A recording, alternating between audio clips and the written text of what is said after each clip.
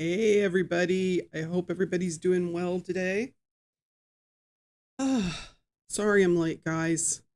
Didn't mean to be, but, gave Doc a few more gray hairs today.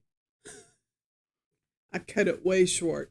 Couldn't help it. Ran down a rabbit hole because there was so much great information. And this is an important case.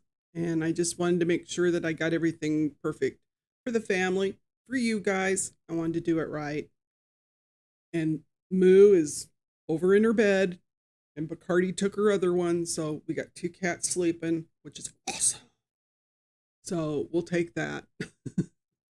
But anyway, I hope everyone had a good day. I'm glad to see you. Hey, Krusty. You won again? Awesome. Awesome, dude. So proud of you. I know you had that. I know that's how you get your therapy in, your win therapy, and that's important.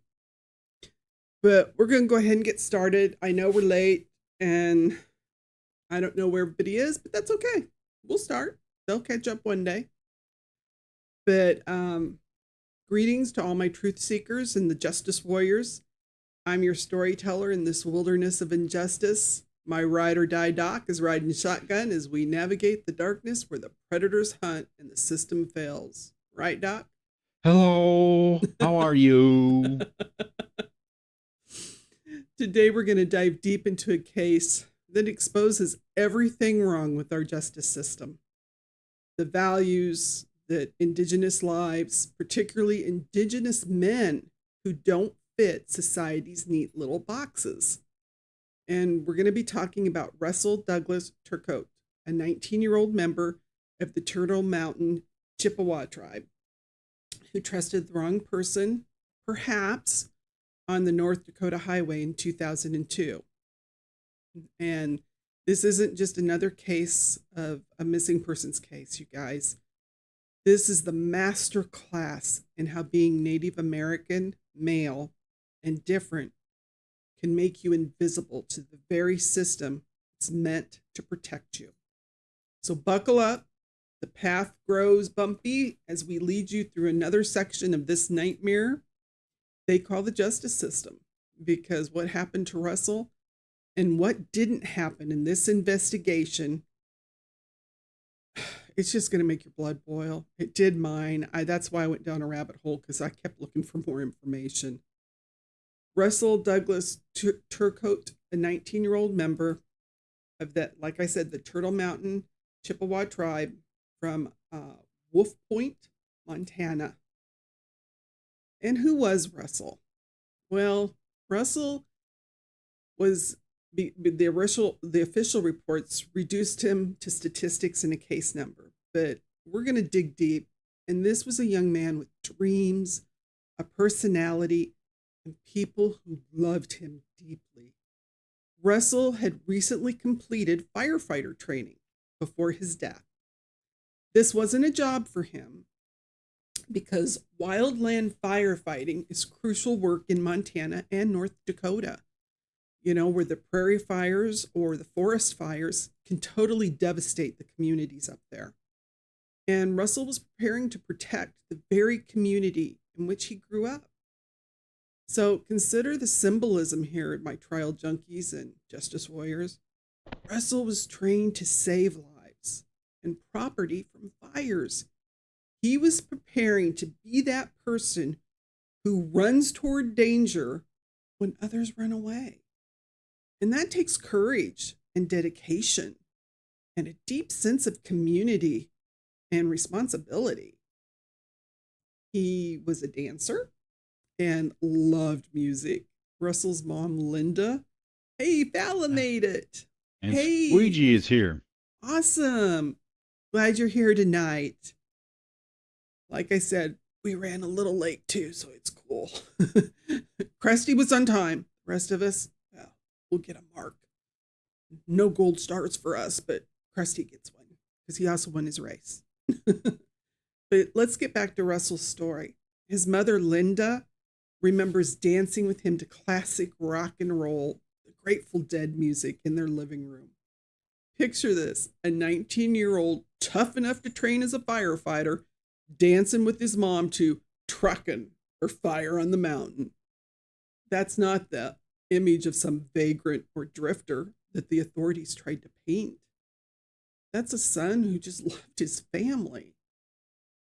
Russell's love for the dead, the Grateful Dead, wasn't just about music. It connected to the values of community and sharing and environmental consciousness that led him to stay behind at the Rainbow Gathering to help clean up. Jerry Garcia himself said the Dead's music was about breaking down barriers, which might have really resonated with Russell as a young Native American navigating between two cultures. He was an environmental steward, and here's what shows his real character.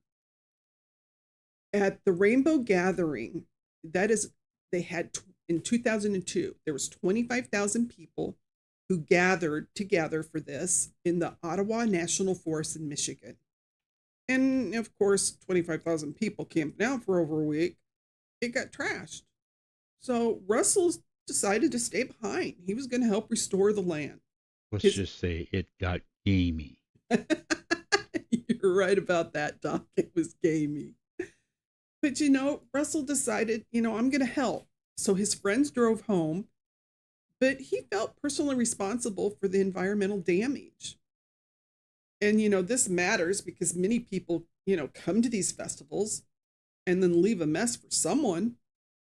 But who's the someone? And he stepped up. He was 19 and he took personal responsibility for that land. It wasn't even his. And that really reflects the traditional Indigenous values about being caretakers of the earth rather than just users of it. Sounds like a really awesome kid, doesn't he? I mean, what are your thoughts, Doc?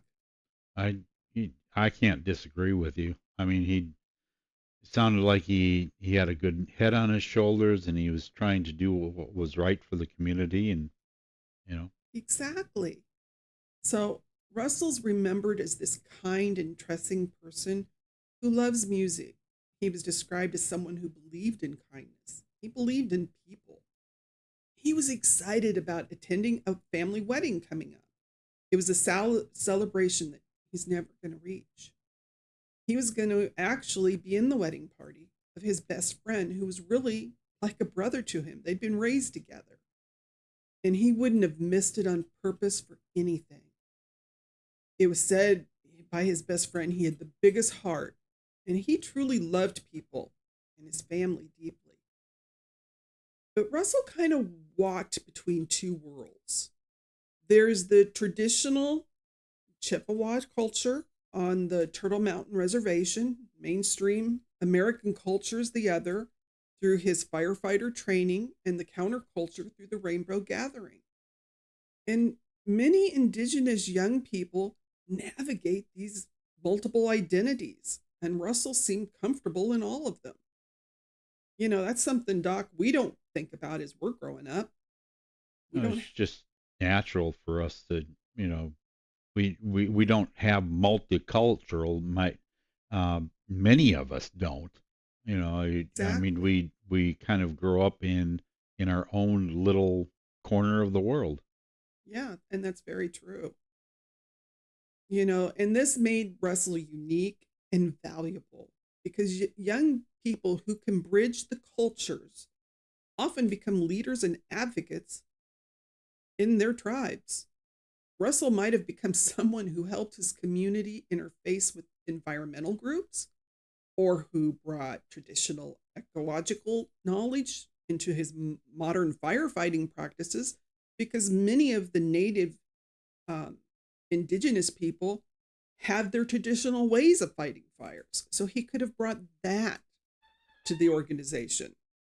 Okay, Doc, you getting a message? Yeah. So the son who called home. Let's talk about that. And don't miss this detail. Okay, Russell called his mother at 11 p.m. from a truck stop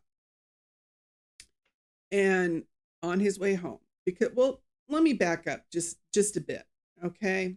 Because Russell was he stayed and cleaned up. And after he cleaned up, what he did was he had a friend in Michigan who he stayed with, right? And then overnight, then he started on his way home. And the next day, he ran into a person that he had met at the gathering. And her name is Darby Parsons.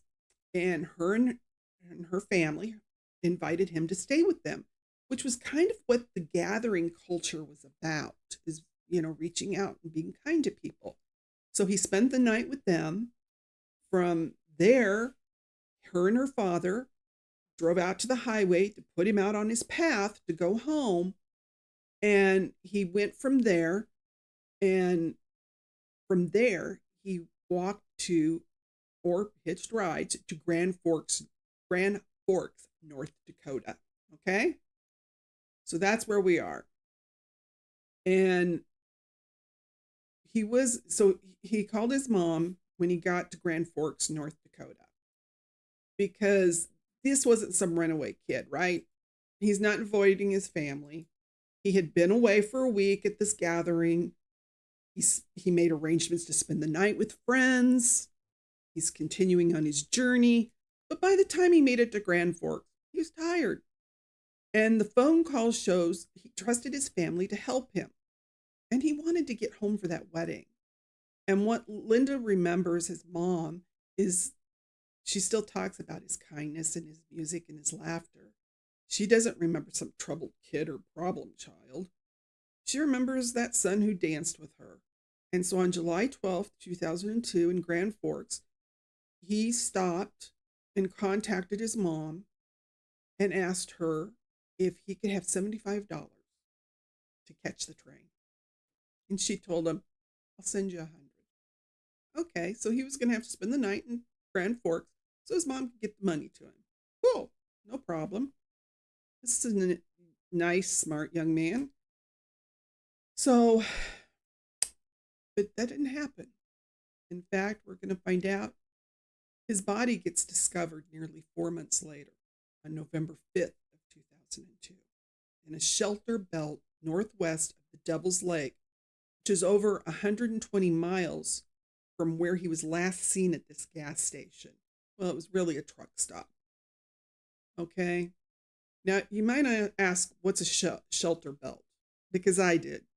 Every different area of the United States or communities, they have their own terms for things. And so when I was looking into it, I found out that a shelter belt is what we call a windbreak, where I'm from. And it's just a row of trees or shrubs that they plant along fields to protect against the wind and the soil erosion. So that makes sense. Called it a shelter belt. I'd never heard that. Had you? No, I never heard it termed as that. No. So these tree lines are standard throughout North Dakota farming regions and mark property boundaries sometimes, or the field edges. So this is what created this isolated hidden space. And that's why Russell's body remained undiscovered for months, until a rancher accidentally stumbled upon it while searching for stray cattle.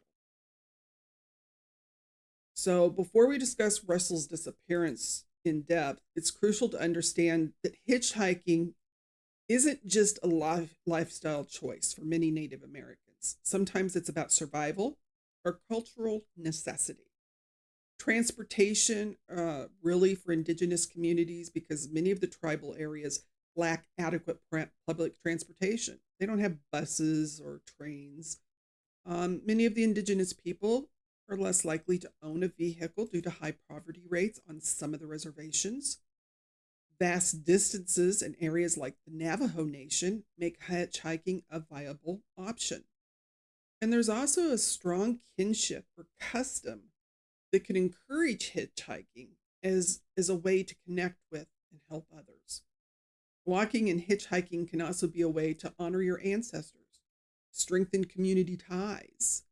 So in our day, it seems like kids today, if you told them they had to walk somewhere, they'd probably fall down and have a temper tantrum. But you'd have to get them to look away from their phone screen first. You're right about that, Doc. But with the Native community, it's just something that they do.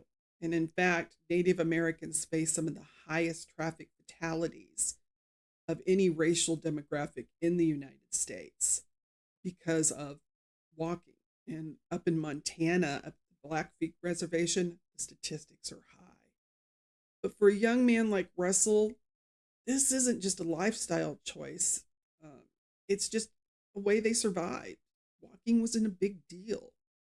And so when he chose to walk home in 2002, he wasn't making some reckless decision, because we saw how he had made his choice to hitchhike, to help clean up, but he also made different arrangements. He made sure he had a family to stay with, and then he ran into another friend, all when he was at that Rainbow Family of Light, Living Light culture group.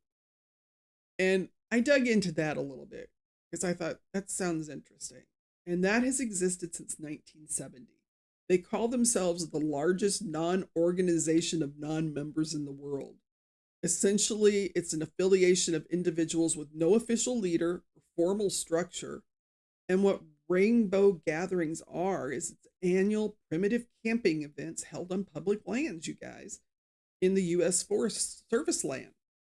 So they focus on peace, love, harmony, freedom, and unity. Hippies. Yeah. You can see why in the 1970s it was created. That was when the hippie movement was going. Yep. So sounds like Woodstock all over. Yeah. Hey, Squeege can talk about Woodstock. He's done a little digging into that. But the practice of non-commercialism, they really didn't they didn't discourage exchanging money for things, but they really preferred if you bartered. So, they really took it deep. And participants, they pray, meditate, or observe silence for world peace on July 4th, which is kind of ironic since that's the day that everybody else is blowing up fireworks. But so these gatherings usually have 8,000 to 20,000 people in the U.S. And so the one in 2002, actually in Michigan, was one of their larger events that they had. Hey, William, glad you joined us.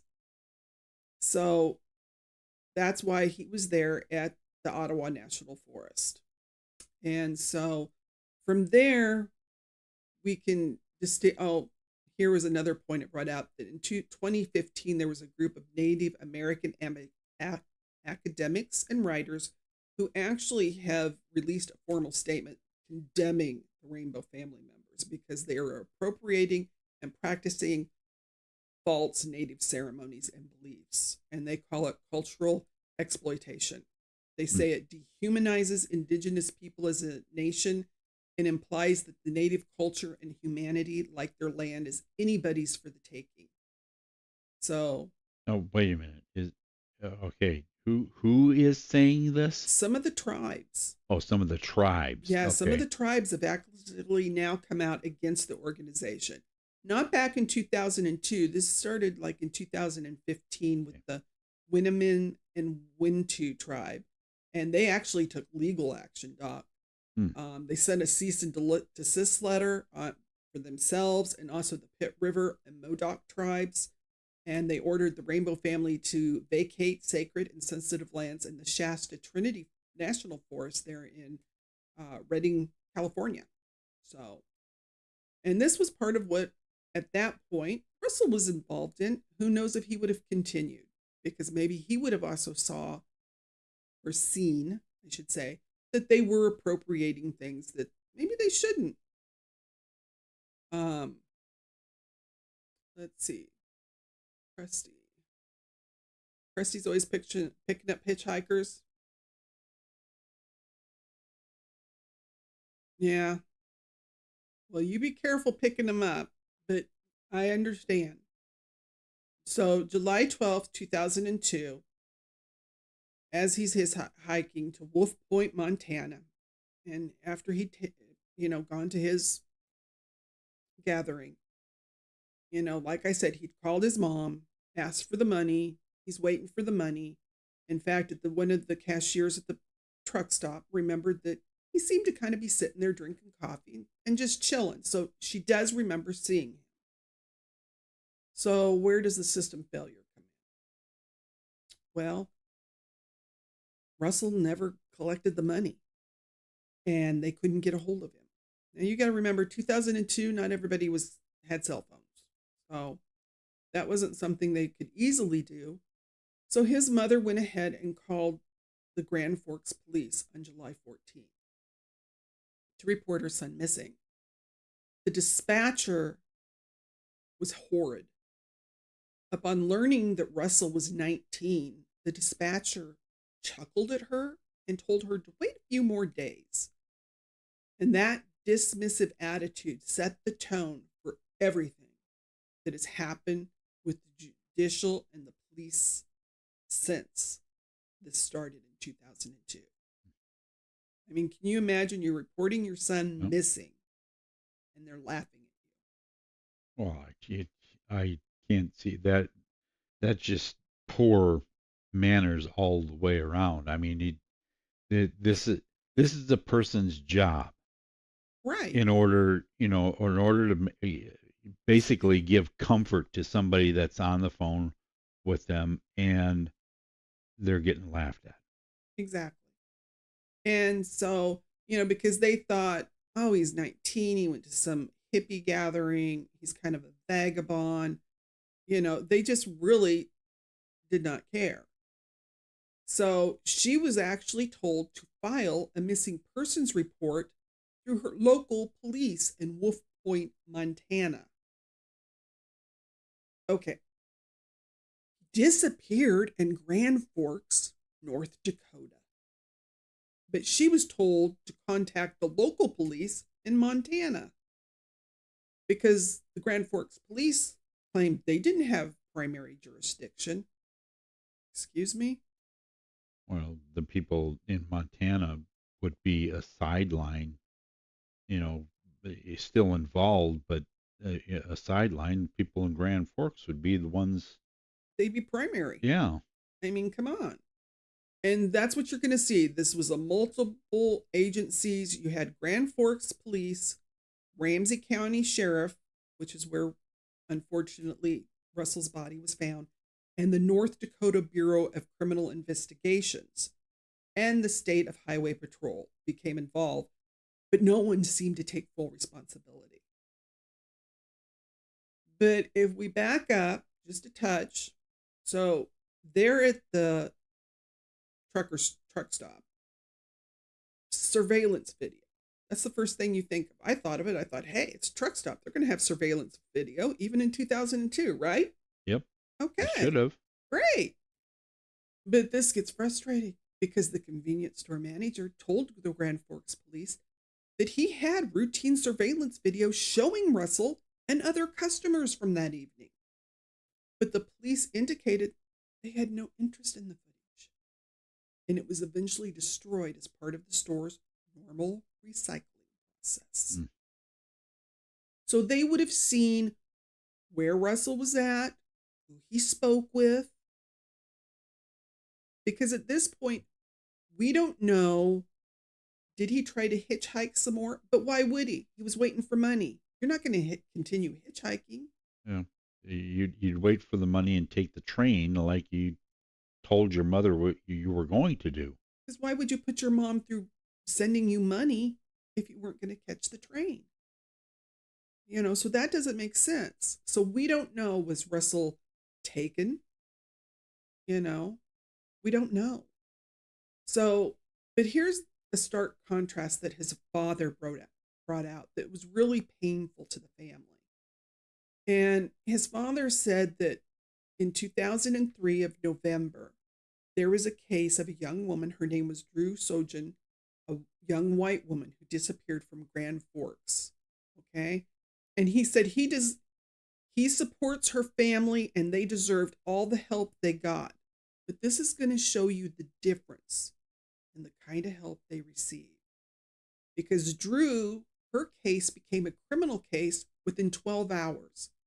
They had 1,700 volunteer searchers, 100 plus law enforcement officers, and 21 agencies and national media coverage. The governor from North Dakota and Minnesota spoke publicly. The family was put up at the Hilton Garden Inn with meals paid for. What about Russell's family? It took months to convince law enforcement to even mount a search. Not the next day, months. The family organized their own search in October of 2002, and only a few law enforcement officers and a couple of dozen volunteers participated. They had minimum media attention. Doc, your girlfriend's calling. Yeah, somewhere. The cats love Doc. Those are his girls. It's gonna kind of get lonely for a while before we're done. Yeah. I know we got 2 sleeping, and one of them's a couple of others that are being ornery. So no governor spoke for them. The family received a free meal or 2 at the truck stop.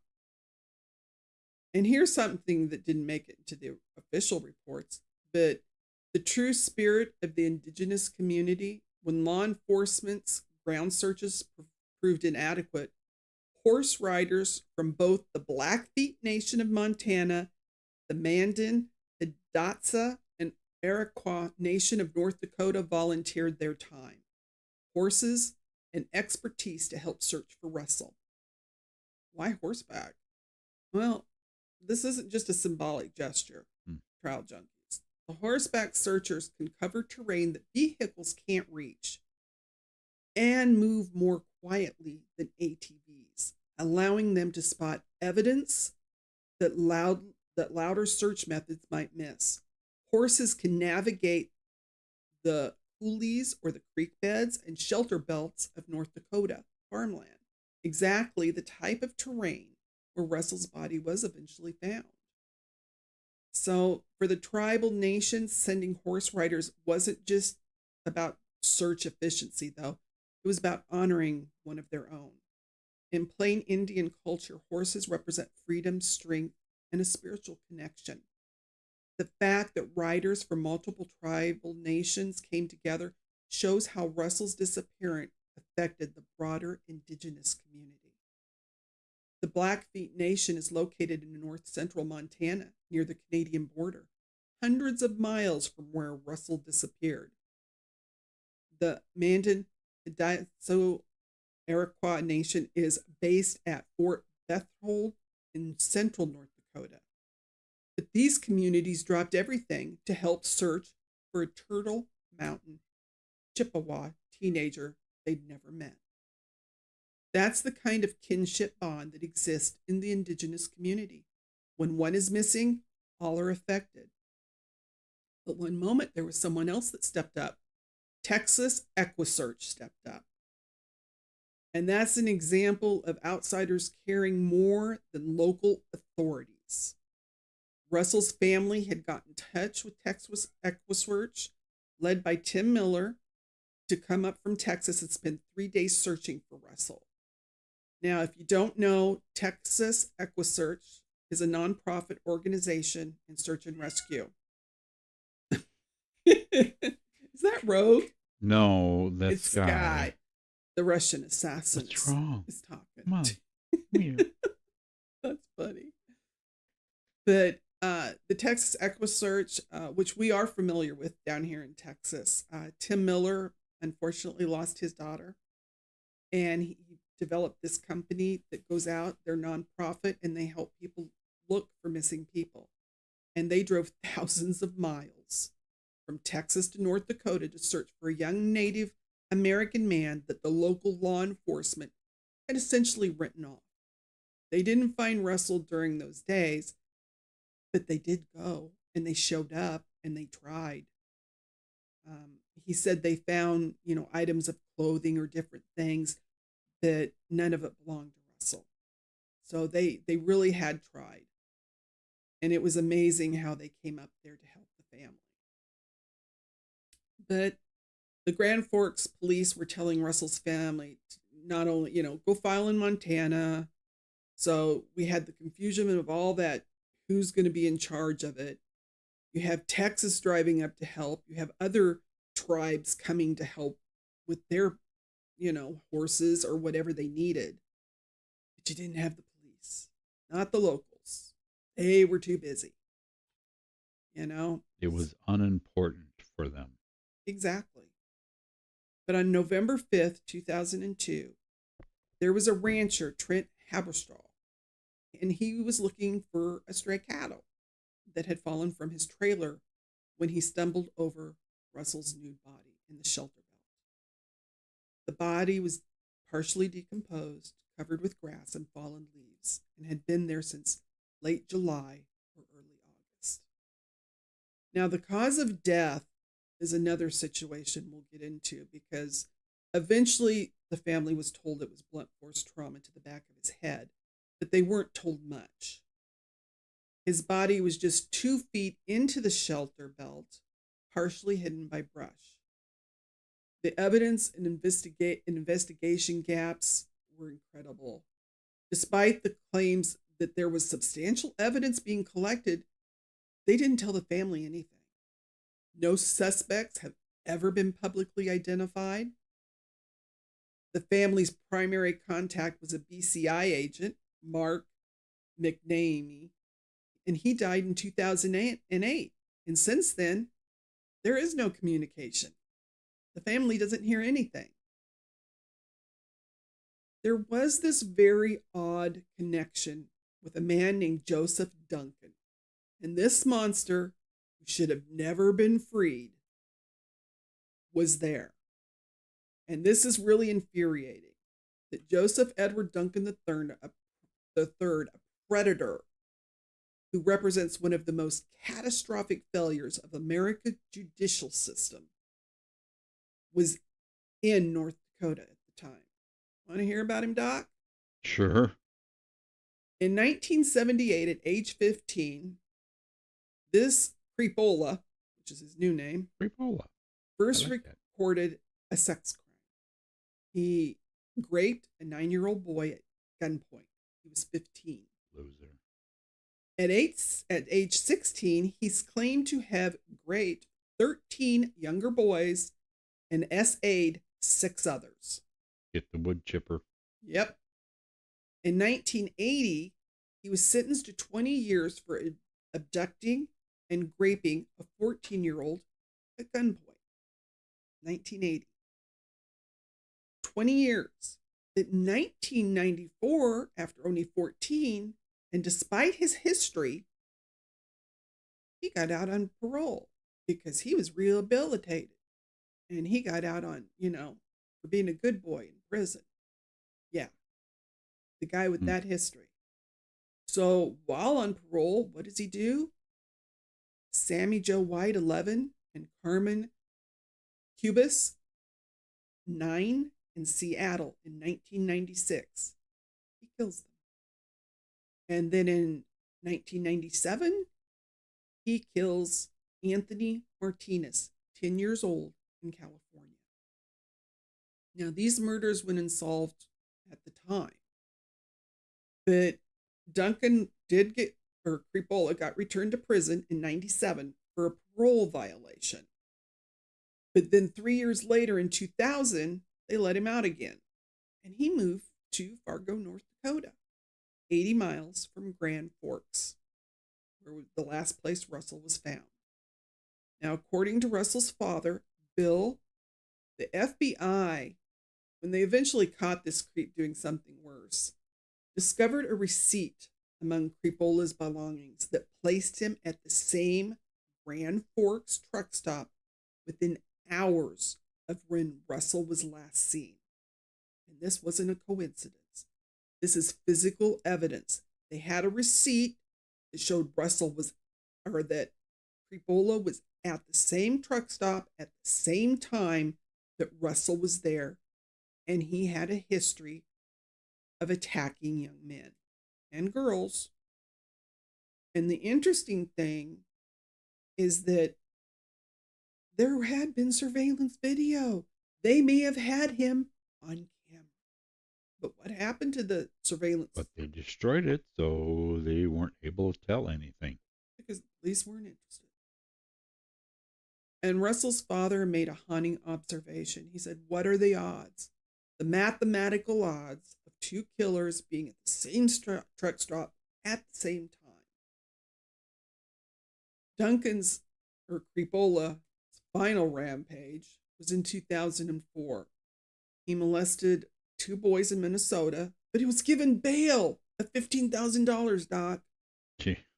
They had his history, and they let him out on bail. Of course, he skipped bail. What a wonderful system. And then in 2005, he went on to murder and I don't know exactly how to pronounce, it's the Groene family, Groene family in Idaho. And this made national headlines. I remember this case. He tortured and killed the family. He took Shasta, the little girl who was 8, and her 9-year-old brother, got them out of the house, murdered their older brother, who I think was 13, and their mom, and I think it was either a stepdad or boyfriend. He kept the kids for a while. Eventually, he tortured and killed poor 9-year-old Dylan. And then he still had Shasta with him until they went into a truck stop or a restaurant to eat. And the waitress knew who the little girl was, and she contacted the police. So they got him picked up and saved her after she had been with him for weeks. And we know what he had done with her and her little brother while he had him. He did end up going to prison because he was a serial killer, and he died in prison in 2021 of a brain tumor. Bummer. Yeah, I would have thought that he would have had a little bit of prison justice there. Let's hope so. Let's hope they got some. So, to stop and think, this is the same person that Russell could have come in contact with.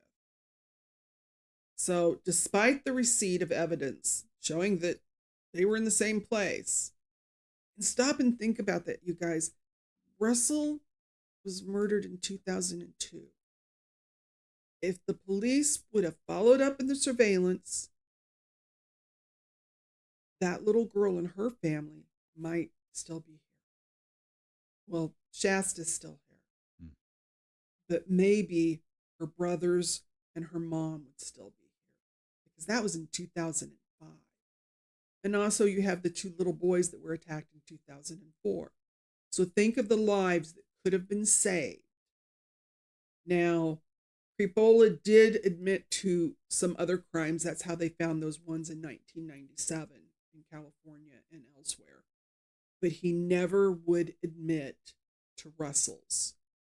Now, a lot of people said, well, Russell was 19. Yes, he was. But a lot of people said he looked younger. And he wasn't. Well, taking a look at that picture, I mean, he does look younger. Yeah, and he wasn't a huge dude. No. So he could have been mistaken for a teen. And if this guy was in the area, there is a good chance that he could have been the one to have taken his life. So, Linda Flynn just really handsome. Well, she's remarried now.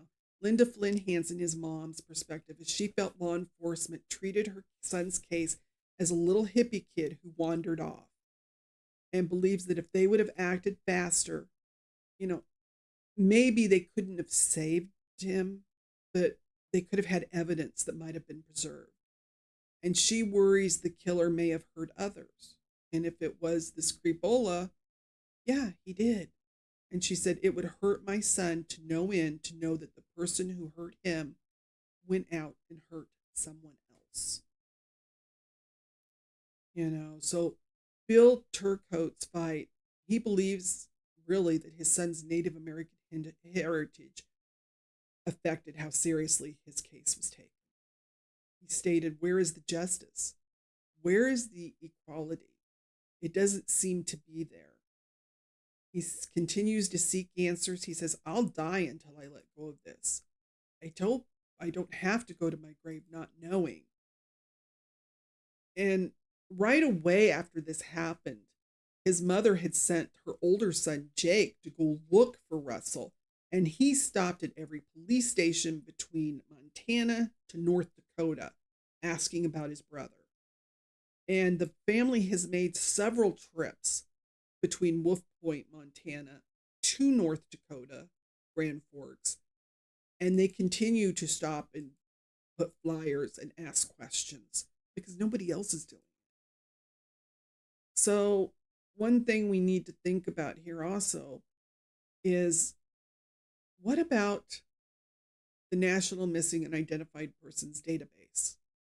As of late 2019, there are over 404 missing Native Americans, and that's the ones that they have listed. We know that there are those that don't get listed. 250 of them are males, and 154 are females. And you heard that right.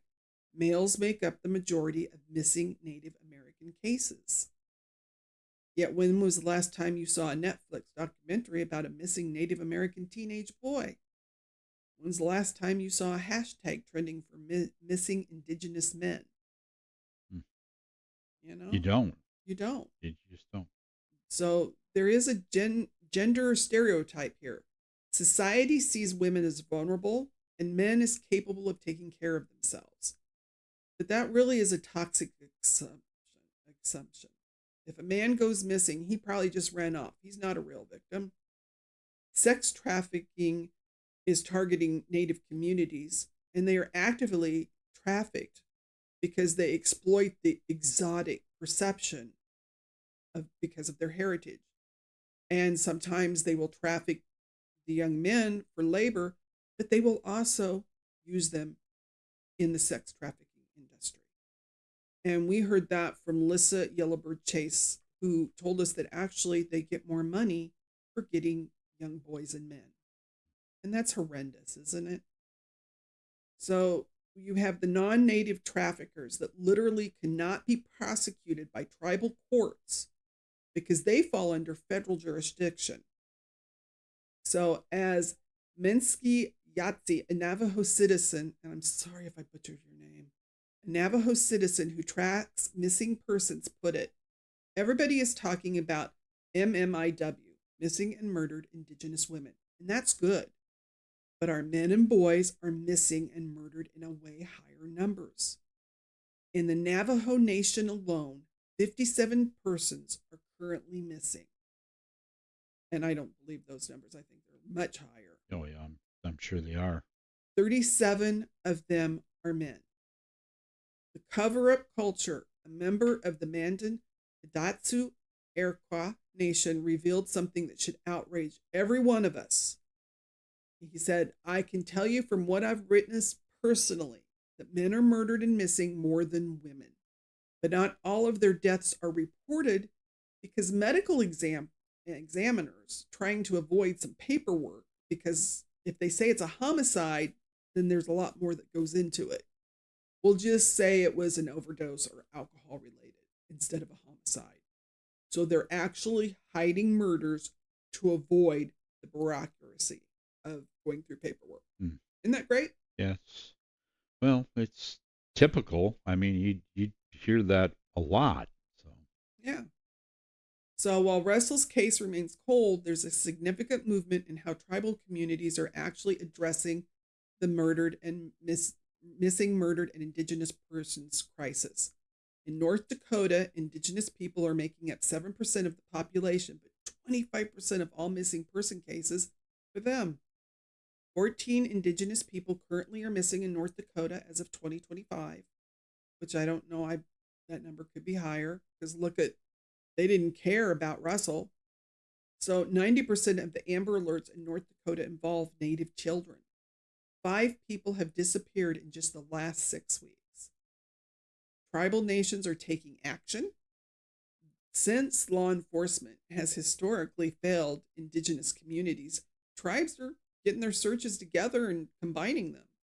You have the Spirit Lake Nation, the Turtle Mountain Band of Chippewa, and the MHA Nation, which is the Mandan, Hidatsu, Iroquois Nation, are sharing their resources. They're coordinating drones and boats, technical equipment, and canine teams. Hey, therapist, glad to see you, darling. So, fire departments are managing incident command centers.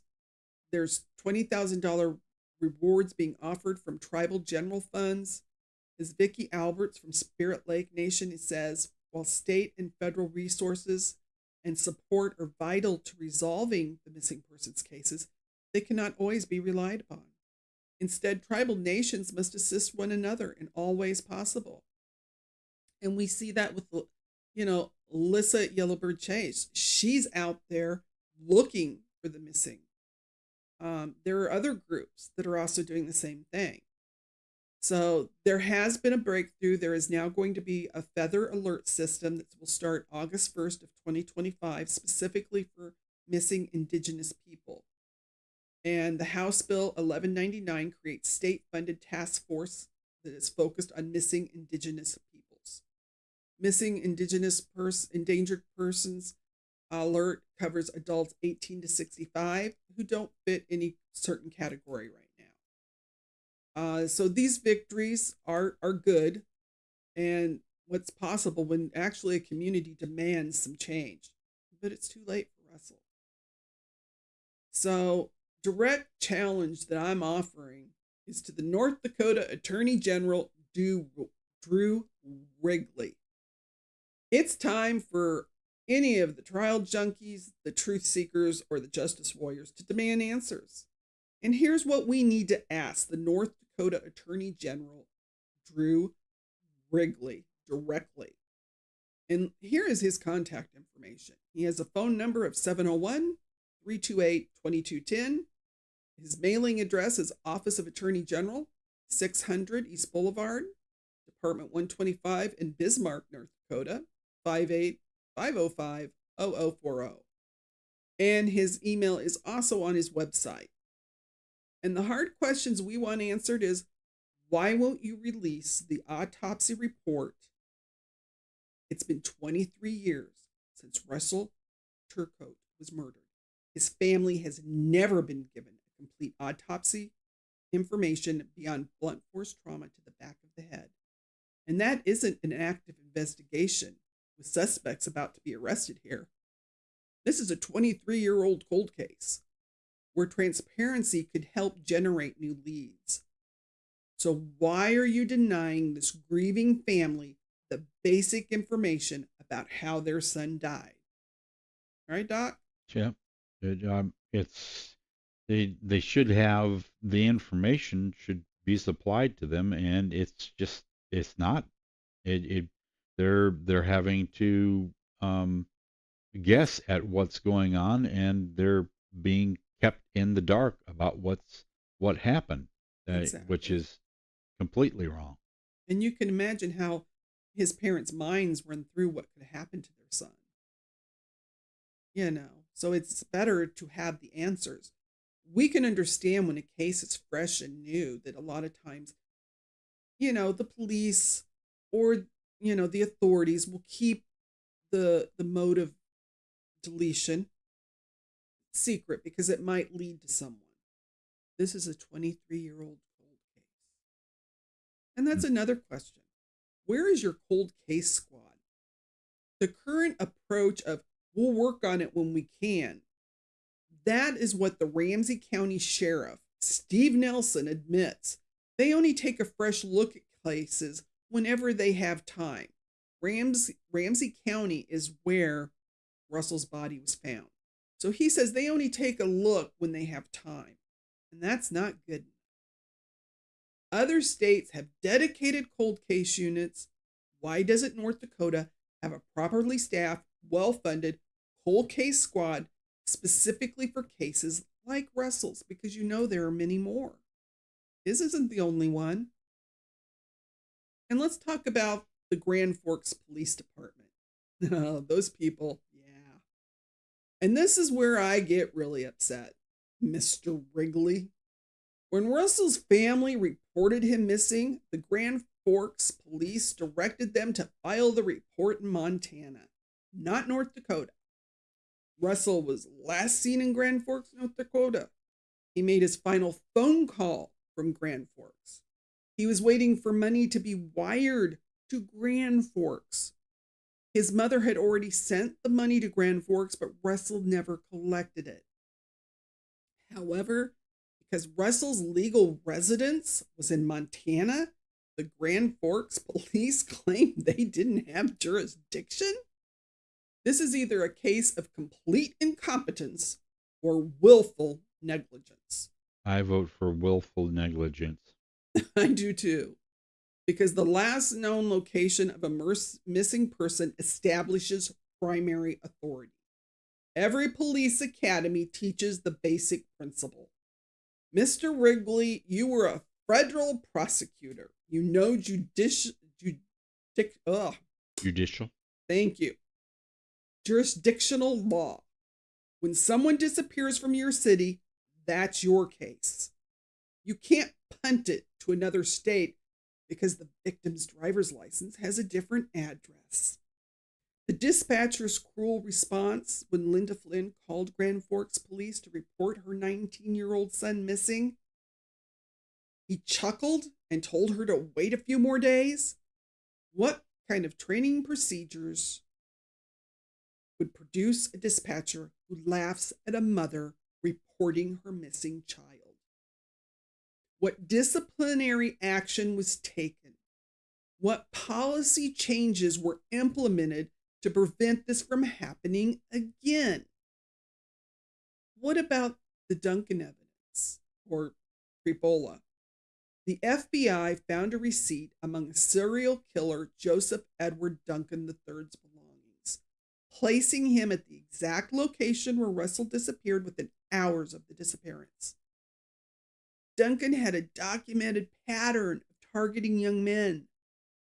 He lived 80 miles away in Fargo. Why was he never charged? Even though he was in prison as a serial killer, we saw with the Lori Vallow case. Yes, she's in prison for life. They still had 2 more trials so that Charles Vallow and Brandon, her ex-nephew-in-law, got justice for them too. But you guys didn't charge Creepola for this if you thought that he was the one that did it.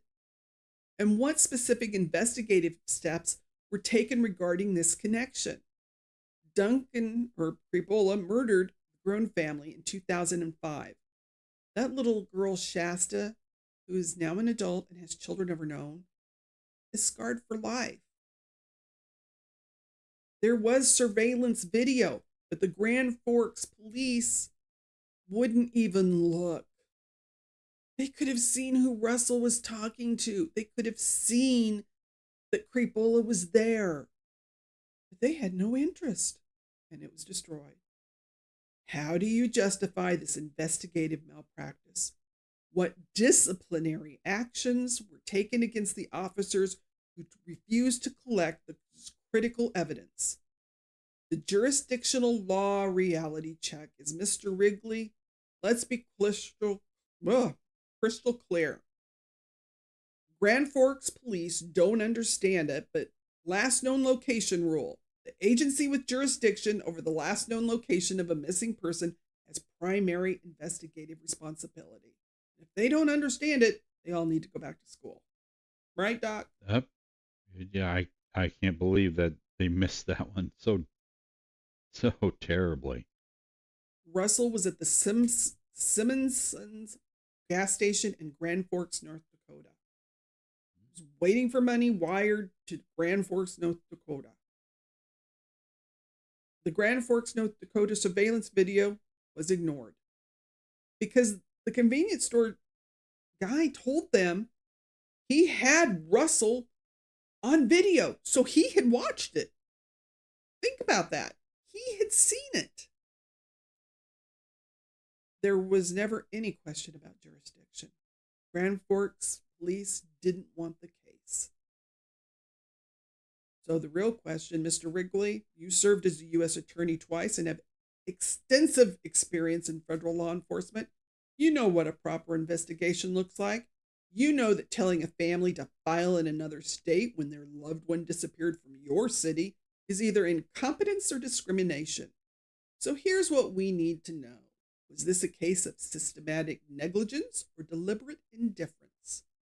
Because those are your only two options. Either Grand Forks police are too incompetent to understand fundamental jurisdictional law, or they have deliberately refused to investigate because Russell was Native American and didn't fit their idea of a worthy victim. Because he was a hippie or a vagabond, because he decided to hitchhike. Your office oversees the Bureau of Criminal Investigation. Your agency could have stepped in when local police failed. You could have established a clear protocol. You could have demanded accountability. Instead, you have let a family suffer for 23 years while the people responsible for this investigative malpractice face zero consequences. Zero. Well, one of them is passed on himself. So Exactly. That's true. who do you hold accountable if the people that were supposed to be accountable are no longer with us? And that's right. He passed away. The agent with the was it BCI? BCI. Yeah. Yeah. And so nobody's taken up the file. The family gets no answers. That's it? No. We have a call to action for all the trial junkies, truth seekers, and justice warriors. Listen, let's flood the Attorney General Wrigley's office with calls and emails. Not harassment, or just emails. Okay, guys? Professional, respectful, demands for answers. And here's what we're asking. We want immediate release of Russell Turcotte's complete autopsy report to his family. We're not saying give it to the media. Give it to his family. A full investigation into the Grand Forks Police Department's handling of initial missing persons report. Let me stop you right there, because number one was to have the autopsy report released to his family. How do we know that there even is one at this point? Yeah. Good question. We don't know what they have. Yeah. They talked about all and this. there may not be one because and now they're trying to cover that fact up. That's a good question. Hey, Mr. Wrigley, there's a question for you. Is there an autopsy report? Where's all this evidence they said they were collecting? Mm-hmm. Because we know, sadly, that Russell was found without his clothing. Was his clothing nearby? Is there anything they can send for DNA? Have they done any DNA, genealogy to try and find if somebody else, what they did to him? These are questions that need to be asked. Where is the Bureau of Indian Affairs? Come on, dudes. Stand up for the people. But, we also need to ask about the establishment of dedicated cold case unit with an adequate staffing and funding. It needs to happen. Full disclosure of what investigative steps were taken regarding, the Creepola serial killer. Did they look into him? Or did they just go, oh, well, he was caught, so we don't have to worry about it? Well, that seems a little bit obvious if he was paroled, and he was basically swept under the rug, his involvement in any of that, because the surveillance video is now gone. Night, Fowler. Get some sleep, sweetie. Yeah. So, we just want a public explanation of why their surveillance video evidence was ignored and destroyed. Clear protocols need to be put out to prevent jurisdictional confusion and ensure that no family is told to file elsewhere when their loved ones disappear in North Dakota. There needs to be a timeline for renewed, comprehensive investigation of Russell's murder. So, Mr. Wrigley, Russell Turcotte disappeared from Grand Forks, North Dakota. That made it your responsibility. Day one. So let's stop the jurisdictional games, the dismissed mother, the laughing dispatcher, the ignored evidence. All of it happened on North Dakota's watch. Russell's family has waited 23 years for justice. They deserve better than bureaucratic excuses and jurisdictional finger pointing. As Trial Junkies listeners, we're watching. As truth seekers, we're watching. As justice warriors, we're watching. Give this family the answers they deserve, or explain to the people of North Dakota why you won't. Remember, when you email or call, be respectful. I mean, this is no Los Angeles riot, people. We're not throwing things, okay? We're being adults. But we're asking questions for the family because they deserve the answers. Politicians respond when they know people are paying attention. And Russell's story does matter. His family's fight for justice needs our voices. They need help. They need to know what the case status is. They say it's officially active, but there's no progress. Nobody's talking to the family. And it's just listed among cold cases on North Dakota Attorney General's website. The multiple jurisdictional claims and the coordination appears minimal. The Ramsey County Sheriff reviews the case if he gets a chance. Rewards are still available. There's a $5,000 one from law enforcement, $50,000 that the family raised. Russell was more than a statistic. We lost someone who might have become a wildland firefighter expert, bringing traditional knowledge to modern practices. We lost someone who cared enough about the environment to stay behind and clean up after others. We lost someone who could dance with his mother, call home when he needed help. Russell's story isn't about just a murder case. It's about how society values Indigenous lives, particularly Indigenous men who don't fit some neat category. He was too traditional for some spaces. He was too modern for others. He was too counterculture for law enforcement, too mainstream for some activists. But to his family and tribal communities, he was exactly who he needed to be. Russell. His case represents everything wrong with how we value Indigenous lives, particularly Indigenous men. He wasn't a hippie kid who wandered off, as the authorities tried to say. He was a young man trying to get home to his family, using the transportation methods available to him in a community where options can be limited.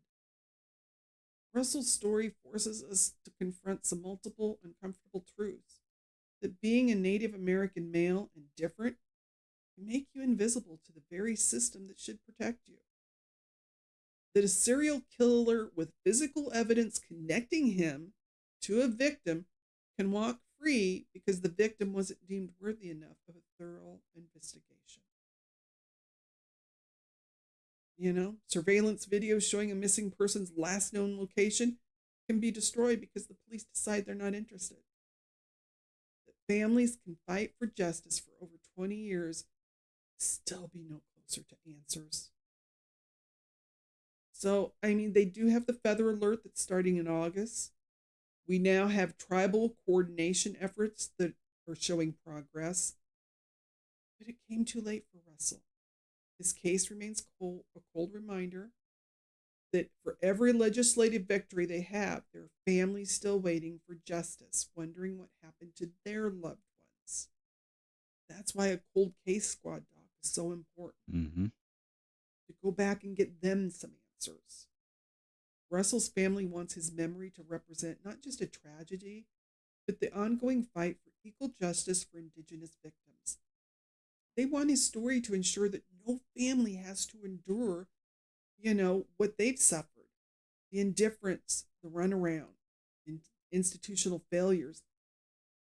Russell's story is about a young man who trusted the wrong person, perhaps, or it could be he was taken. We don't know if he actually went willingly or was taken against his will. It's about a system that failed him at every turn.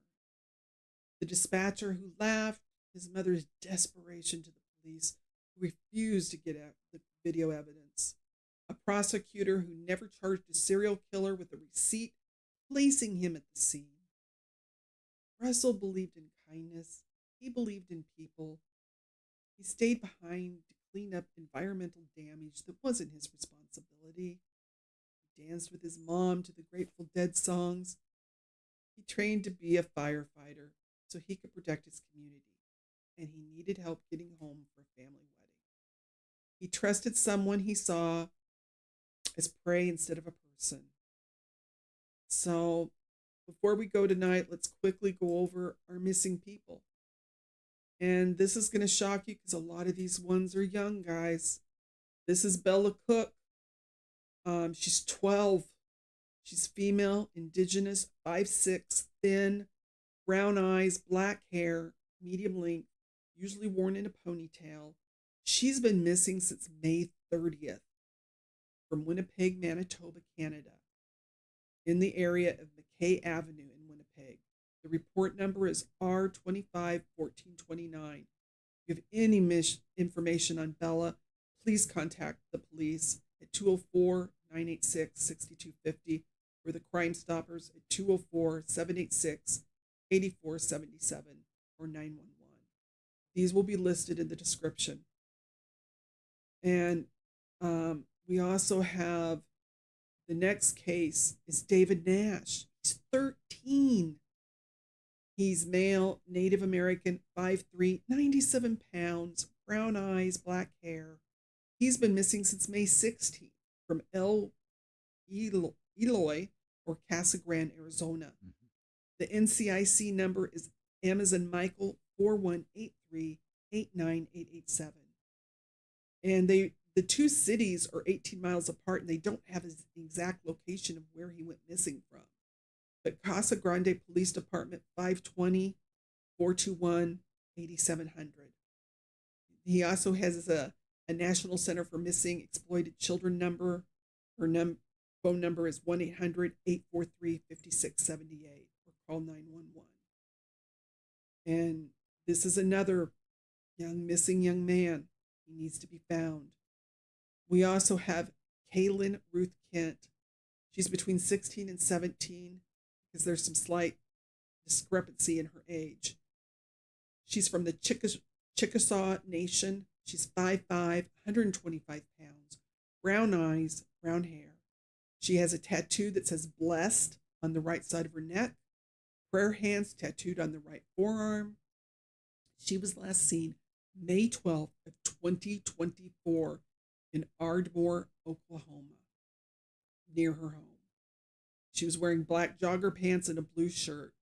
Her NamUs case number is M as in Michael, P as in Paul, 1220885. Case reference is 2024-13590.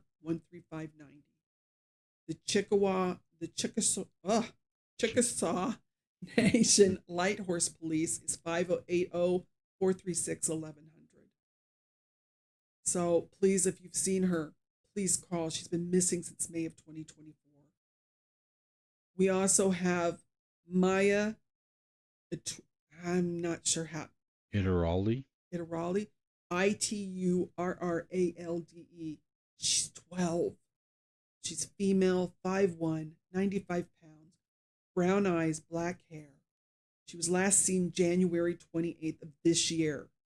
There is conflicting information if she was last seen on January 6th or January 28th, but they seem to be going toward the January 28th date. From Pueblo, Colorado. Her NCIC number is M as in Michael, 0782-90665. She's considered missing, and they are concerned. If you have any information, call the Pueblo Police Department at 719-553-2502 or 911. Make sure you were looking for these children. Put the phone down when you're out and about. Rayford Ray Reed. He's 17 now. He was 14 when he went missing. He is white, black, mixed race, 6 foot, 170 pounds, brown eyes, and brown hair. Now, the case details, he disappeared March 7th, 2023 from, and if Sarah was here, she'd laugh at me because I'm not going to get that city right. In Washington, it's Sequim?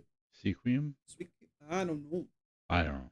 Okay. Ray was picked up from his home by a friend, but was later seen getting a ride from an unknown female. They say that he may have been seen in the Seattle area or the Vancouver, Washington area. There's a $20,000 reward for Ray's location.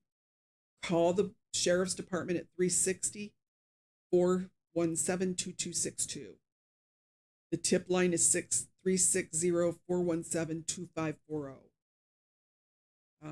So they really want to find this poor kid, and they are trying to locate him. And the last one is Swade Burdenground. She is a 13-year-old native girl who disappeared from her family's home in Gary Owen, Montana, on the Crow Indian Reservation on October 6th of 2024. She has autism. She's 5'4" to 5'5" tall and weighs 130 to 140 pounds with brown curly hair and brown eyes. She was last seen wearing a black hoodie with mushrooms on it and an anime t-shirt, basketball shorts, and purple slip-on Skechers shoes. She may have been carrying a black and purple Adidas backpack and is known to wear an elk tooth necklace. She was last seen at her family's home at 11 p.m. on October 6th of 2024. She left behind her phone. They've analyzed it by the FBI, have checked it out. There's nothing there. They've done an extensive search involving air, ground, and water. And the FBI has no leads. They're offering $5,000 for an award. Her father fears she's been abducted and trafficked. Because he says, I don't understand how a 13-year-old would take off in this big world. Because she is autistic. His concern was heightened by the fact that with her autism, she was thriving in school before her disappearance. She was considering trying out for her basketball team. But despite 6 months passing since that disappearance, her dad, Wade, refuses to give up hope. He says, I wake up and ask the Lord for help. I tell him to share my strength with her. I will not give up. She's alive. I know it. I gotta find her. He said she has a great heart and is like the most awesome person ever. And he holds out hope she's going to come home. The FBI tip line is 801-579-6195. The Bighorn County Sheriff's Office, 406-665-9798. Let's see if we can find her. Remember, every killer relies on our silence. Cases like Russell's don't be why families like the Turcotte family have to fight for justice for over 20 years while watching other victims get immediate attention, massive search efforts, and national media coverage. The dispatcher who laughed, the cops who ignored evidence, the prosecutors who let a serial killer walk free, they're all counting on us to forget Russell's name. We're not going to. If you know something about Russell's murder, if you were in Grand Forks in July of 2002, if you have any information, you saw something suspicious, speak up. Russell's not a statistic. He's not a hippie kid who wandered off. He's someone's son, someone's brother, someone's friend. He's a young man with dreams who deserves to make it home for that wedding. He did, but he never showed up.